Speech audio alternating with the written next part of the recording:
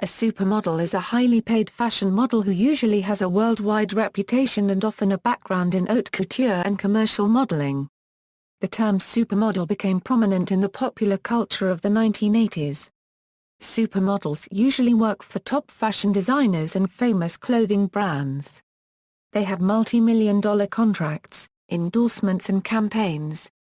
They have branded themselves as household names and worldwide recognition is associated with their modeling careers. They have been on the covers of prestigious magazines such as French, British and Italian Vogue. Claudia Schiffer stated, "In order to become a supermodel one must be on all the covers all over the world at the same time so that people can recognize the girls." History, origins. An early use of the term supermodel appeared in 1891 in an interview with artist Henry Stacy Marks for the Strand magazine, in which Marks told journalist Harry Howe, "A good many models are addicted to drink, and, after sitting a while, will suddenly go to sleep. Then I have had what I call the supermodel. You know the sort of man. He goes in for theatrical effector." On October 6, 1942, a writer named Judith Cass had used the term supermodel for her article in the Chicago Tribune, which headlined "Supermodels Assigned for Fashion Show." Later in 1943, an agent named Clyde Matthew Dessner used the term in a "How to Book About Modeling" entitled "So You Want to Be a Model," in which Dessner wrote, "She will be a supermodel, but the girl in her will be like the girl in Euro quite ordinary, but ambitious and eager for personal development." According to Model, The Ugly Business of Beautiful Women by Michael Gross, Gross stated the term supermodel was first used by Dessner. However, etymologist Barry Popick has disputed Gross' claim that Dessner coined the term. In 1947, anthropologist Harold Sterling Gladwin wrote supermodel in his book Men Out of Asia. In 1949, the magazine Hearst's International combined with Cosmopolitan referred to Anita Colby, the highest-paid model at the time, as a supermodel. She's been supermodel, supermovie saleswoman, and top brass at Selznick and Paramount. On October 18, 1959, Vancouver's Chinatown News described Susan Chu as a supermodel. The term supermodel had been used several times in the media in the 1960s and 1970s. In 1965, the Encyclopedic Guide American Jurisprudence Trials used the term supermodel. In May 1967, the Salisbury Daily Times referred to Twiggy as a supermodel. The February 1968 article of Glamour magazine listed all 19 supermodels. The Chicago Daily Defender wrote New York designer turns supermodel in January 1970. The Washington Post and Mansfield News Journal used the term in 1971. And in 1974 both the Chicago Tribune and the Advocate also used the term supermodel in their articles. American Vogue used the term supermodel to describe Jean Shrimpton in the 15th October 1965 edition and supermodel on the cover page to describe Marga Hemingway in the 1st September 1975 edition. Jet also described Beverly Johnson as a supermodel in the 22nd December 1977 edition. Model Janice Dickinson states that she coined the term supermodel in 1979 as a compound of Superman and model. During an interview with Entertainment Tonight, Dickinson stated that her agent Monique Pillar of Elite Model Management asked her, "Janice, who do you think you are, Superman?" She replied, "No. I'm a supermodel, honey, and you will refer to me as a supermodel and you will start a supermodel division." Dickinson also claims to be the first supermodel. Lisa Fonsatrives is widely considered the world's first supermodel. She was in most of the major fashion magazines and general interest magazines from the 1930s to the 1950s, including Town & Country, Life, Vogue, the original Vanity Fair, Harper's Bazaar, and Time. Dorian Lee has also been called the world's first supermodel, as well as Gia Karanji, and Jean Shrimpton. 1960s are Euro 1970s. In February 1968, an article in Glamour described 19 models as supermodels, of whom were Cheryl Tiegs, Vuska, Lisa Palmer, Peggy Murphy, Susan Murray, Twiggy, Sunny Harnett, Marisa Berenson, Gretchen Harris, Heidi Wadek, Irish Bianchi, Hiroko Matsumoto, Anders Off, Kathy Carpenter, Jean Shrimpton, Jean Patchett, Benedetta Barsney, Claudia Dewberry, and Agneta Freeberg. In the 1970s, some models became more prominent as their names became more recognizable to the general public. Sports Illustrated editor Jewel Campbell abandoned then-current modeling trends for its fledgling Sports Illustrated swimsuit issue by photographing bigger and healthier California models and printing their names by their photos, thus turning many of them into household names and establishing the issue as a cornerstone of supermodel status.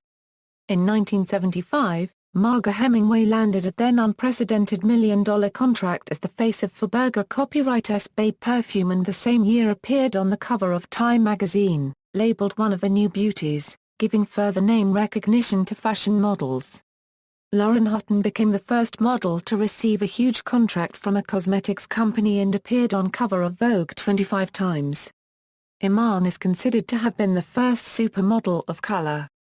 Danielle Luna was the first black model to appear in British Vogue. Naomi Sims, who is sometimes regarded as the first black supermodel, became the first African American to feature on the cover of Ladies' Home Journal in 1968.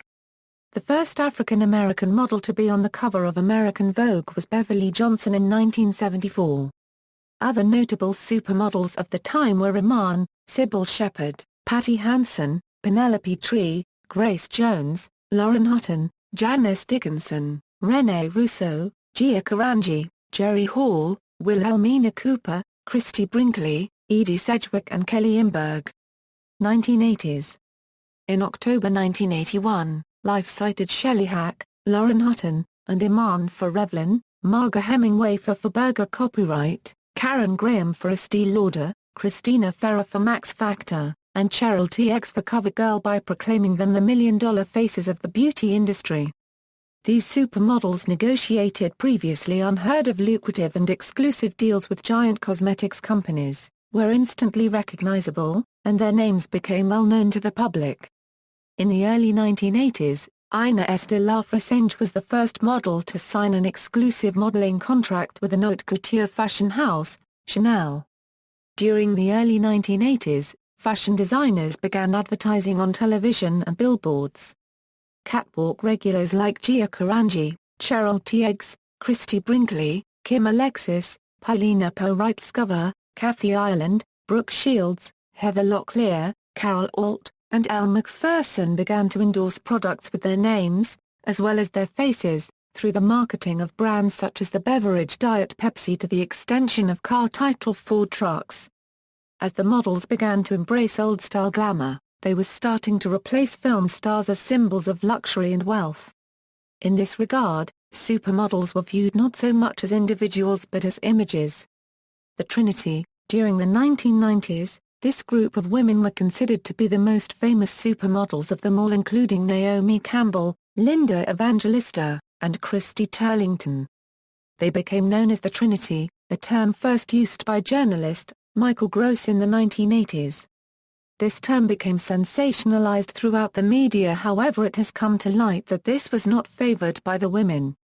Due to their large-scale success, these three were known throughout the industry on a first-name basis: Christy, Naomi, Linda.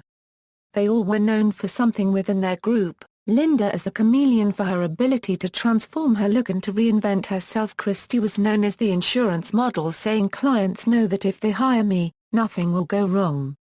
Naomi was the first black model to appear on the cover of French Vogue and British Vogue. For the first time, supermodels were having their names credited in the magazine editorials. Linda was quoted saying in 1990 that, "We don't Vogue. We are Vogue," referring to herself and fellow model, Christy Turlington. According to Christy, the term the Trinity was made up and only came about due to the surfacing of two now iconic images of the three women drinking champagne in a bathtub, and the other portraying the see no evil, hear no evil, speak no evil metaphor. Even though as time is passing, these three women still remain active in the modeling industry and have went on to become heavily involved in philanthropic endeavors. They have managed to stay at the forefront of fashion. What made these girls most famous was their ability to land themselves of multiple covers. 1990s. By the 1990s, the supermodel became increasingly prominent in the media. The title became tantamount to superstar, to signify a supermodel's fame having risen simply from personality. Supermodels did talk shows, were cited in gossip columns, partied at the trendiest night spots, landed movie roles, inspired franchises, dated or married film stars, and earned themselves millions. Fame empowered them to take charge of their careers, to market themselves, and to command higher fees. The defining year and turning point for top models, high fashion, and popular culture was 1990. The combined power, singular beauty and unprecedented influence of 5 women, Naomi Campbell, Cindy Crawford, Christy Turlington, Linda Evangelista, and Tatiana Patitz, created such an impression on the fashion world that they came to embody the term supermodel. Individually and as an elite group, it seemed as if the idea of the supermodel had been coined just for them. The new era began in January 1990 with the era-defining British Vogue cover presenting Naomi, Cindy, Christy, Linda and Tatiana together as a group. Each model had gradually attained fame since the mid-1980s and were now the industry's top stars, responsible for expanding and positively changing ideals of beauty due to their individual and idiosyncratic looks. Hand-picked by photographer Peter Lindbergh for the January cover of Vogue, the now famous cover inspired pop star George Michael to cast the same 5 models in the music video for his international hit song, Freedom. 90 Inches, directed by David Fincher. Other notable photographs capturing this new generation of models, for example the famous nude taken by Herb Ritts for Rolling Stone that included Tatiana, Cindy, Naomi, Christy and Stephanie Seymour helped each supermodel attain worldwide fame and fortune, by sharing covers of all the international editions of Vogue, walking the catwalks for the world's top designers, and becoming known by their first names alone. In 1991, Christy Turlington signed a contract with Maybelline that paid her $800,000 for 12 days' work each year. 4 years later, Claudia Schiffer reportedly earned $12 million for her various modeling assignments. Authorities ranging from Karl Lagerfeld to Time had declared the supermodels more glamorous than movie stars. As the 1990s phenomenon progressed, the supermodels were joined by Kate Moss. They were the most heavily in demand, collectively dominating magazine covers, fashion runways, editorial pages, and both print and broadcast advertising. Excluding Moss, they are known as the original supermodels. In the 2006 book, In Vogue, the illustrated history of the world's most famous fashion magazine, the editors cite the original supermodels, and Claudia Schiffer when quoting Vogue magazine editor-in-chief, Anna Wintour, who said, "Those girls were so fabulous for fashion and totally reflected that to me. They were like movie stars." The editors name famous models from previous decades, but explain that, none of them attained the fame and worldwide renown bestowed on Linda Evangelista, Christy Turlington, Cindy Crawford, Naomi Campbell, Tatiana Patitz, Stephanie Seymour, Claudia Schiffer, Amber Valletta, Yasmin Ghauri, and Karen Mulder in the late 1980s and early 1990s. These models burst out beyond the pages of the magazines.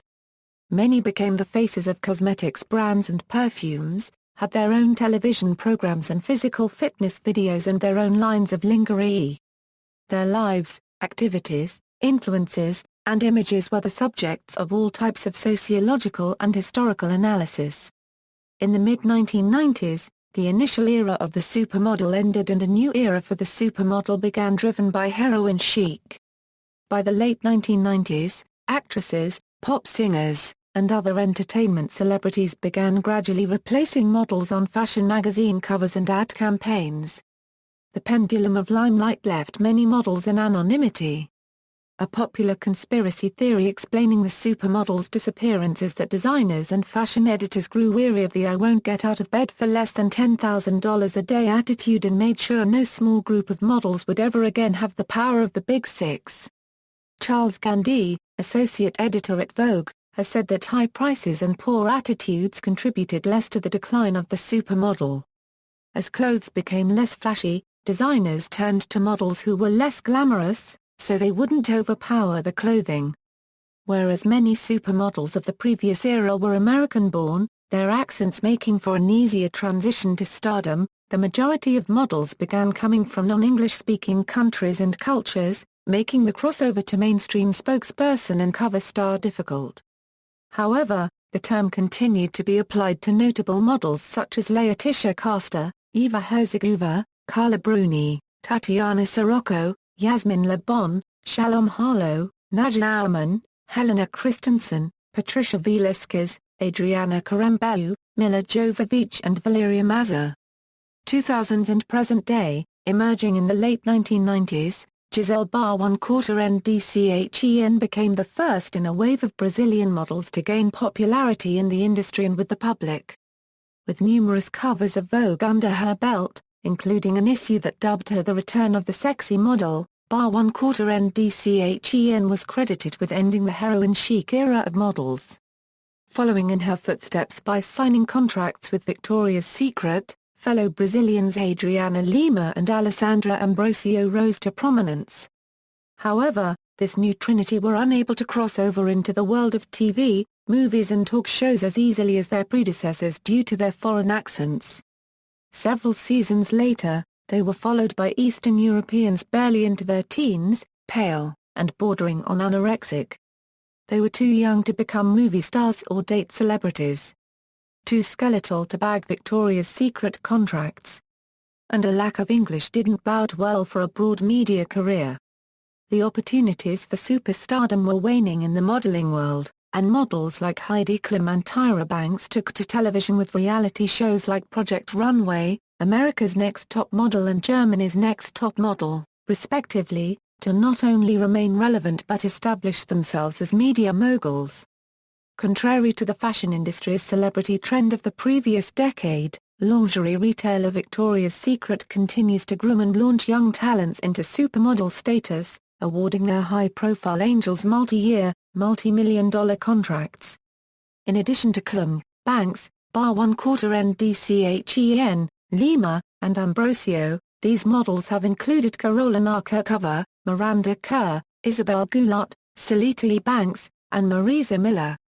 However, some, such as Claudia Schiffer, argued that Bündchen Ndchen is the only model who comes close to earning the supermodel title. American Vogue dubbed 10 models as the new crop of supermodels in their May 2007 cover story, while the likes of Christie Brinkley, Christy Turlington, and Linda Evangelista returned to reclaim prominent contracts from celebrities and younger models.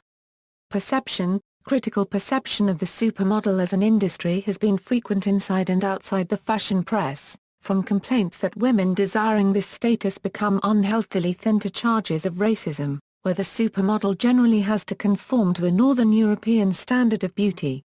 According to fashion writer Guy Tabay of the New York Times, in 2007, the android look is popular, a vacant stare and thin body serving, according to some fashion industry conventions, to set off the couture. This was not always the case. In the 1970s, black, heavier and ethnic models dominated the runways, but social changes since that time have made the power players in the fashion industry shun suggestions of otherness. See also, sex symbol, superstar, body image, physical attractiveness, self-image, references. External links, Modeling the 80s Look, all about cover girls. The look that sells is both girl next door and celebrity.